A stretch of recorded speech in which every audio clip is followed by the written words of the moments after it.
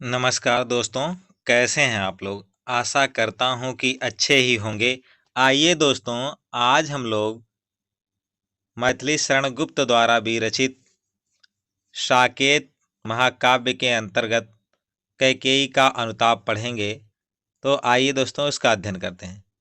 कहते आते थे अभी यही नर देही, माता न कुमाता पुत्र कुपुत्र भले ही। अब कहे सभी यह हाय वृद्ध विधाता, है पुत्र पुत्र ही रहे कुमाता माता। बस मैंने इसका बाह्य मात्र ही देखा, दृढ़ हृदय ना देखा मृदुल गात ही देखा। परमार्थ ना देखा पूर्ण स्वार्थ ही साधा, इस कारण ही तो हाय आज यह बाधा। युग युग तक चलती रहे कठोर कहानी, रघुकुल में भी थी एक अभागिन रानी। तो आइए दोस्तों, अब इसमें कुछ कठिन शब्द देखते हैं, फिर इसकी व्याख्या देखते हैं। कठिन शब्द दोस्तों देखो इस प्रकार से। नरदेही का मतलब होता है मनुष्य का शरीर। फिर आगे देखेंगे कुमाता, कुमाता का मतलब होता है बुरी माता। कुपुत्र का मतलब होता है बुरा पुत्र। फिर आगे है वृद्ध माने होता है विपरीत, और विधाता माने हो जाएगा ब्रह्मा। फिर आगे है दृढ़ हृदय, मजबूत हृदय, और मृदुल गात का मतलब होता है कोमल शरीर। परमार्थ माने होता दूसरे की भलाई, और स्वार्थ का मतलब होता अपना ही लाभ। फिर आगे है बाधा माने होता समस्या, युग माने होता कई सौ वर्षों का समय, अभागिन माने भाग्यहीन।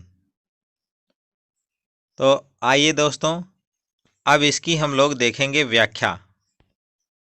व्याख्या में देखिए कैकेयी जी पश्चाताप करते हुए कहती हैं कि कहते आते थे यही सभी नरदेही। कैकेयी कहती हैं कि आज तक पूरे विश्व में जितने भी शरीर धारण करने वाले लोग हैं, जितने भी मनुष्य हैं, सब यही कहते थे कि माता न कुमाता पुत्र कुपुत्र भले ही, कि माता कभी बुरी माता नहीं हो सकती है, पुत्र भले ही बुरा हो जाए।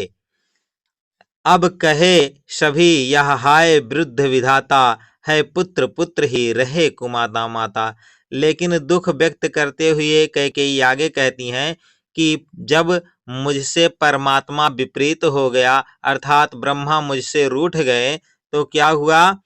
तो लोग अब यही कहेंगे मेरे द्वारा अपयश किया गया, राम के लिए 14 वर्ष का वनवास मांगा गया और भरत के लिए राजगद्दी मांगी गई। तो अब लोग यही कहते हैं कि पुत्र ने अपने पुत्रवत धर्म का पालन किया, लेकिन माता ही अपने कर्तव्यों के द्वारा बुरी माता साबित हुई। बस मैंने इसका बाह्य मात्र ही देखा। कैकेयी आगे कहती हैं कि हे राम, मैंने अपने पुत्र भरत के बाहरी शरीर को ही देखा, दृढ़ हृदय ना देखा मृदुल गात ही देखा। मैंने उसके मजबूत इरादे वाले हृदय को नहीं देखा, मैंने सिर्फ उसके बाहरी शरीर को, कोमल शरीर को ही देखा। परमार्थ ना देखा पूर्ण स्वार्थ ही साधा, और मैंने दूसरे के कल्याण के विषय में कभी सोचा ही नहीं, सिर्फ और सिर्फ अपने लाभ के विषय में और अपने स्वार्थ के विषय में सोचती रही और अपना स्वार्थ पूरा करना चाहिए। इस कारण ही तो हाय आज यह बाधा। यही कारण है जिसके कारण आज इतनी सारी समस्याएं उत्पन्न हुई हैं। आगे कहती हैं कैकेयी दुख व्यक्त करते हुए, युग युग तक चलती रहे कठोर कहानी। कह रहे हैं मेरे द्वारा जो कहानी निर्मित की गई है, जो कहानी बनाई गई है, यह कहानी युगों युगों तक चलती रहेगी। इस कठोर कहानी को कई युगों तक वर्णित किया जाएगा, सुनाया जाएगा और कहा जाएगा रघुकुल में भी थी एक अभागिन रानी। रघुकुल में एक भाग्यहीन रानी पैदा हुई थी, जिसने अपने कर्मों के द्वारा रघुकुल को काफी कष्ट प्रदान किया। तो आइए दोस्तों, अब इसमें काव्यगत सौंदर्य देखते हैं। भाषा खड़ी बोली है, छंद मालनी छंद है या, और यहाँ आप देखेंगे तो पुनरुक्ति प्रकाश और इसके साथ साथ अनुप्रास अलंकार है, और माधुर्य प्रसाद गुण है, शांत रस है। तो आज के लिए इतना ही दोस्तों, मिलते हैं अगली वीडियो में। इस वीडियो को लाइक करिए, शेयर करिए और हमारा सपोर्ट करने के लिए हमारे चैनल को सब्सक्राइब अवश्य कर लीजिए। धन्यवाद दोस्तों।